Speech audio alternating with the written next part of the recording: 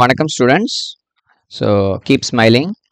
Okay, இப்போ என்ன பார்க்க போறோம்னா பைனரி சப்ட்ராக்ஷன் பார்க்க போகிறோம். Okay, binary subtraction. போன கிளாஸில் என்ன பார்த்தோம்? Binary addition. அடிஷனில் இம்பார்ட்டண்ட்டாக என்ன கான்செப்ட் படித்தோம்? 1 + 1 = 10. அப்புறம் 1 + 1 + 1 = 11 பைனரியில். ஓகே, ஸோ சப்ட்ராக்ஷனில் அதே போல் ஒரு இம்பார்ட்டன்ட் டெக்னிக் பார்க்க போகிறோம். ஒன்றும் இல்லை, இப்போ டெசிமலில் வந்து 0 1 2 3ன்னு எழுதுகிறோம். பைனரியில் என்ன எழுதுவோம்?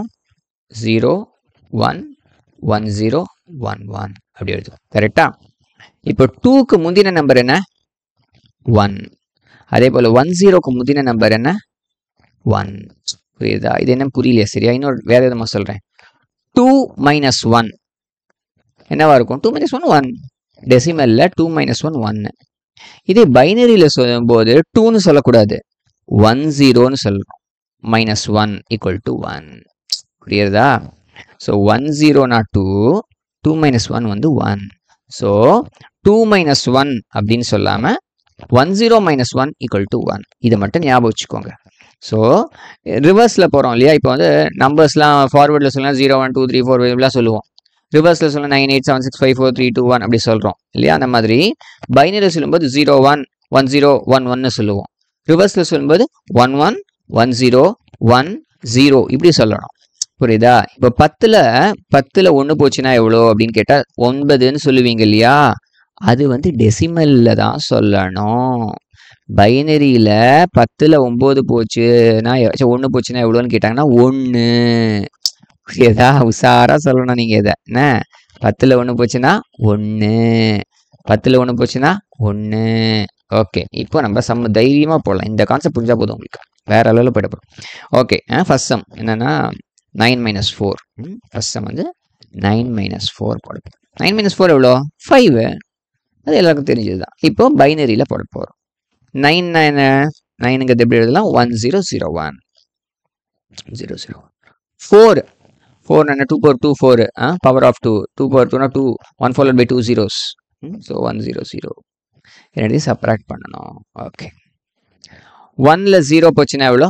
1. 0ல் 0 போச்சுன்னா 0. 0ல் 1 போகுமா? போகாது. அப்படின்னா முன்னாடியிலேருந்து கடன் வாங்குவோம். யூஸ்வலாக நம்ம பண்ணுற மாதிரி தான். ஸோ 1 அடிச்சுட்டு 0 இங்கே 10 அப்படின்னு போட்டுப்போம். கரெக்டா? 10ல் 1 போச்சுன்னா எவ்வளோ? 9. 10 ஜெயிலில் போட்டுரும். 10ல் 1 போச்சுன்னா 1. கரெக்ட். 10 - 1 is 1. இப்போ தான் பார்த்தோம் 1. ஸோ 1 0 1 எவ்வளோ? 5. கரெக்டாக வந்துடுதா? அவ்வளோதான். இன்னும் ஒரு எக்ஸாம்பிள் பார்க்கலாம். 8 - 5. 8 - 5. 8 - 5 எவ்வளோ? 3.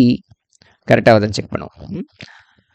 8 பைனரியில் எழுத போகிறோம். 8 என்னன்னா 2 power 3. அப்படின்னா 1 followed by 3 zeros. 1 followed by 3 zeros. Okay, 5னா 4க்கு அடுத்த நம்பர். 4னா 1 0 0. 5னா 1 0 1. இதெல்லாம் முன்னாடி பார்த்தது. ஓகே, 5 சப்ராக்ட் பண்ணணும். 0ல் 1 போகுமா? போகாது. போகாதுன்னு என்ன செய்யணும்? கடன் வாங்கணும். எங்கேருந்து? முன்னாடியிலேருந்து கடன் வாங்கணும். ஸோ 1 அடிச்சுட்டு 0 இப்படி 10ன்னு போடுவோம். இந்த 10 இருக்கு இல்லையா? 10 அடிச்சுட்டு என்ன செய்யணும்? 1ன்னு போடணும். அப்புறம் இங்கே 10ன்னு போடணும். இது ஏன்னு கேட்குறீங்கன்னா 10லேருந்து 1 கொடுத்துட்றோம். 10லேருந்து 1 கொடுத்துட்டா மீதி எவ்வளோ? 10ல் 1 போச்சுன்னா 1.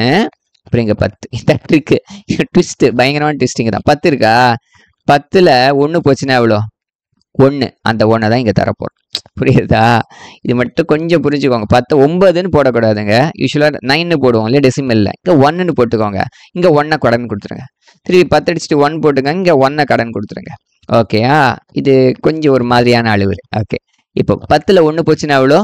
1. 1ல் 0 போச்சுன்னா 1. 1ல் 1 போச்சுன்னா 0. அவ்வளோதான். ஆன்சர் 3. கரெக்ட். சூப்பர். இப்போ வேற ஒரு சம், ரேண்டமாக ஒரு சம் எடுத்துட்டு போடலாம் நம்ம. தேர்ட் சம் இது வேணாலும் எடுத்துக்கலாம் நம்ம. 1 1 0 1 1 0 இது அடிச்சிருக்கேன். -1 1 1 1 1 இப்படி எடுத்துகிட்டு இருக்கேன். என்ன ஆகுதுன்னு பார்க்கலாம். இதுக்கு ஆன்சரு நம்ம போடுறது தான் ஆன்சர். ஓகேயா? 0ல் 1 போகுமா? போகாது. என்ன செய்யணும்? கடன் வாங்கணும். ஸோ இந்த 1 அடிச்சுட்டு 0 போடுவோம். ஓகேயா? இங்கே வந்து 10ன்னு போட போகிறோம். கரெக்டா? கரெக்ட். இப்போ 10ல் 1 போச்சுன்னா 1. திருப்பி 0ல் 1 போகுமா? போகாது. ஸோ இந்த 1 அடிச்சுட்டு 0 போட்டுக்கோங்க. 1ன்னு அங்கே போட்டுக்கோங்க. ஓகே. 10ல் 1 போச்சுன்னா 1. 0ல் 1 போகுமா? போகாது. இங்கேருந்து கடன் வாங்க முடியுமா? முடியாது. ஸோ இங்கேருந்து தான் கடன் வாங்கணும். ஸோ எங்கே 1 இருக்கோ அவர் தான் தருவார். 0வெல்லாம் ஒன்றும் தர முடியாது. ஸோ 1 அடிச்சுட்டு 0 போடுங்க. 10.